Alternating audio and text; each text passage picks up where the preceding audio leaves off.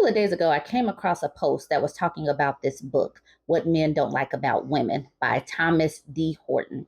Now, this book was produced or was released in 1945, but with the exception of some terms and some products that are outdated, it is basically like the red pillars, the manosphere, the encelosauruses of right now. They could have written this, and this was written back in 1945. I did start going over an article that was breaking it down, and I've come across a few more pages of this book. So I am going to jump right back in to the article that was produced by Slate, and I'm going to read some of the pages that we came across. Slate's article, which came out back in 2018, was a long one. So I didn't go over the whole thing. I kind of skipped out on a portion. So I'm going to finish that up. I'm just going to jump right into it. This came out back in 2018. Okay, here we go. The lady of the night is the only class of woman Horton seems to like. A cynic might make out a very good case for the idea that the only place for women in business is whoring. In that field, they are better than men. He subscribed to the theory that S workers had hearts of gold, telling a story of one who saw men in a bread line and provided her services for free out of sympathy at their plight. Back to ordinary objectionable woman who orders fancy desserts for no reason, except to inflate the check when a man is paying. There is not a round, there is not a round dozen women alive that will not order crepe Suzette, zagabaloni, or baked Alaska if any of these is on the menu. Even Bronx women will do it. Women who really like ordinary fruit compote or sour cream with vegetables, Horton complains. Tell me that that couldn't have been written by an Encelosaurus of today.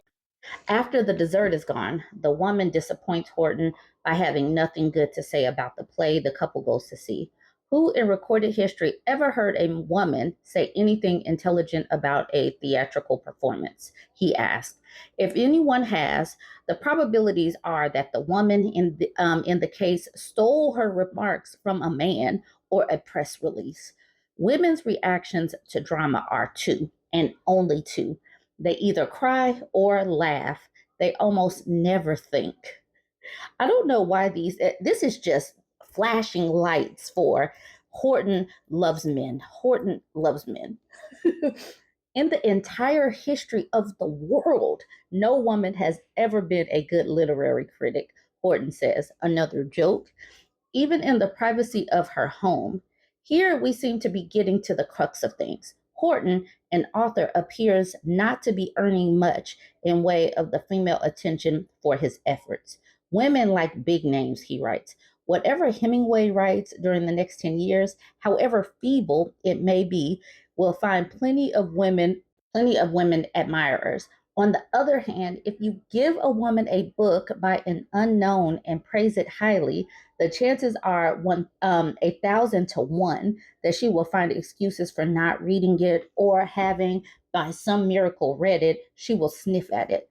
So he is unsuccessful. He is a scrub in his field, and it's the woman's fault instead of his own mediocre issues. The women Horton knows much prefer the gossip of plot driven books about relationships to the meat of the intellectual discussion, and he strongly suspects them of eyeing a jacket photo and judging a book by the author's mustache. Women are just judging by the author's mustache. No wonder he is not a big hit with the women. He has such a disdain for women. Sections on women's habits of borrowing money from men and never paying it back, or on women as constant beggars of gifts, are less interesting than this one on women as photograph dispensers. Why do women insist that men look at pictures of them as babies? The children's photographs Horton tips his male readers are to give you an idea of what beautiful babies they can produce, on the superstition that the beauty of a child a woman will bear is determined by her own looks as a child. But the most telling of all is the section on women and their dreams. Women are hopelessly materialistic and status oriented. They dream only about the prosaic, about oil burners, refrigerators, lawns, fountains in the garden, town cars, charge accounts in 50 expensive stores, a box in the horseshoe of the Metropolitan Opera House. There are women, Horton writes, who could inspire their sisters to greater heights of social contribution and meaning, but apparently, due to some fundamental shortcoming in the female psyche, they don't. How many women have dreamt themselves as Madame Curie, Florence Nightingale, Emma Goldman, Rosa Luxemburg, Anne Rutledge, Joan of Arc, Emily Bronte, Catherine Mansfield, Abigail Adams, Willa Cather, Edith Wharton, or even Frances Perkins? How many? How many have thought of themselves as that? Perhaps they would have if men like Horton didn't write books with sections about how horrifying and disgusting female authors and bosses are. This double bind, aspire but don't aspire, be smart but not too smart, have sense but not too much sense, is the point. The mid century woman who would please Horton and his approving readers must somehow obliterate herself altogether. Esquire or other mainstream media outlets obviously wouldn't publish this kind of writing today, or at least the misogyny would be a lot more camouflaged. But explicit misogyny, cloaked as comedy like this, can still be found threaded throughout the culture, whether it's in the manosphere or recycled in the form of shrill or dim female characters in Hollywood scripts.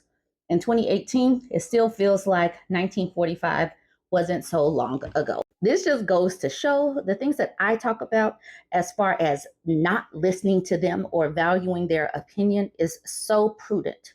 And they show time and time again that you cannot win. They want women to be at home, be completely reliant on men. But then they get mad when women are completely reliant on men and seek out people that actually have resources. They make no sense. When you read their stuff, like even just reading two sentences of them, it could literally contradict the sentence before it. It makes no sense to listen to these people.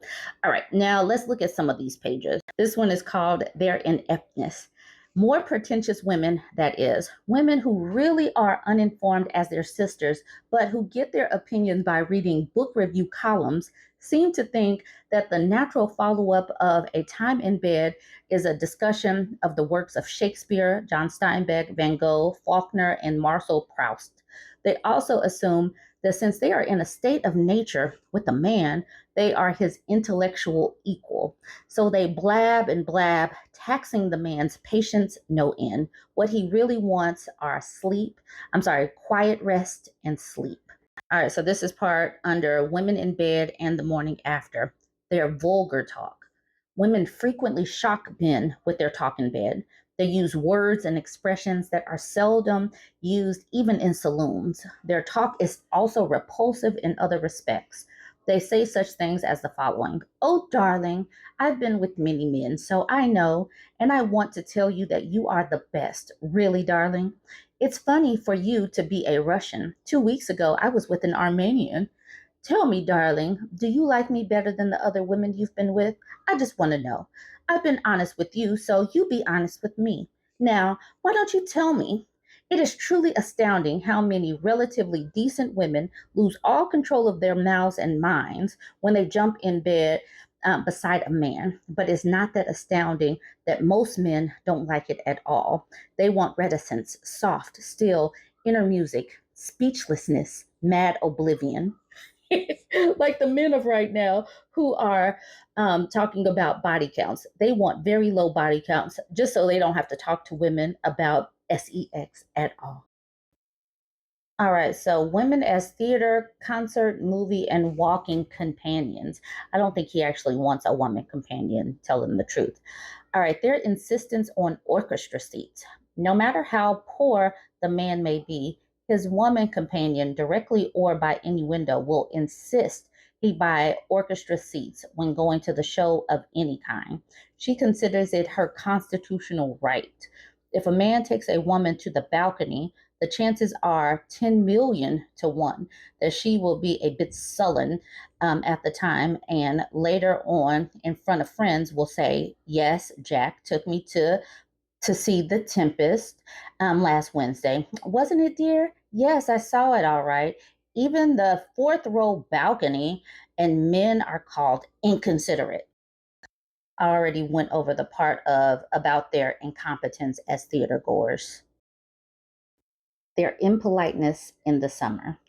Everybody seems to know it's very humid in a telephone booth in the summer, but women forget that when a gentleman calls them from one, they will keep the man with their talk in the booths for the whole 5 minutes and often longer, completely something I can't really tell of the fact that he is sweltering.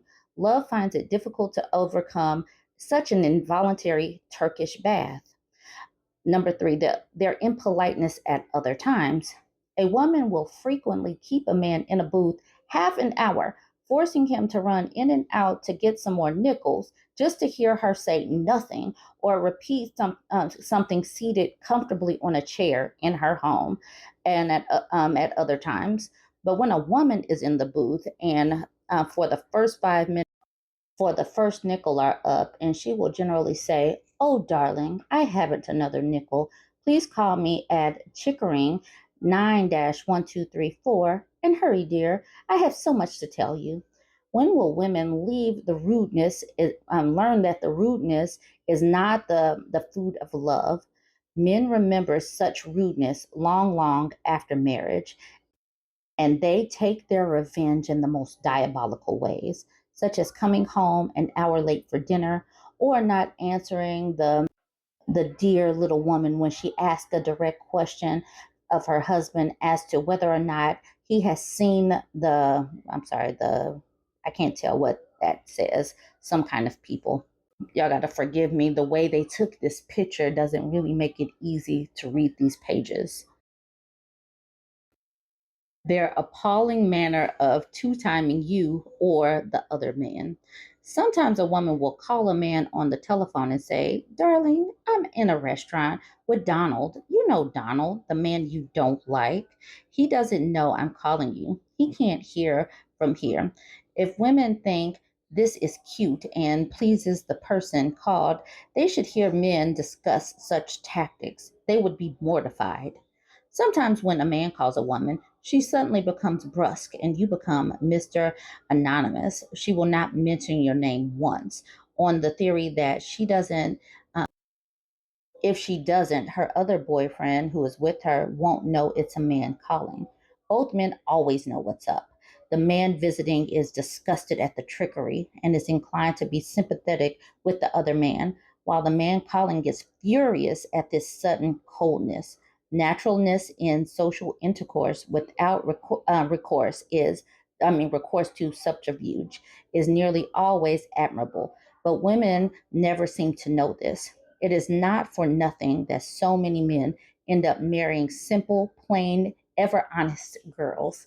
Tell me that that does not sound like the men that think that women are always looking to cheat and are the most dishonest, and the ones that talk about women being plain and having no makeup or no wigs and weaves and extensions. That sounds precisely like the men of right now. Okay, I'm going to end it right here with this last screenshot.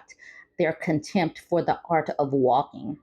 Occasionally, life gets so complicated that the only refuge seems to be a walk in the park, on the seashore, or just in the street.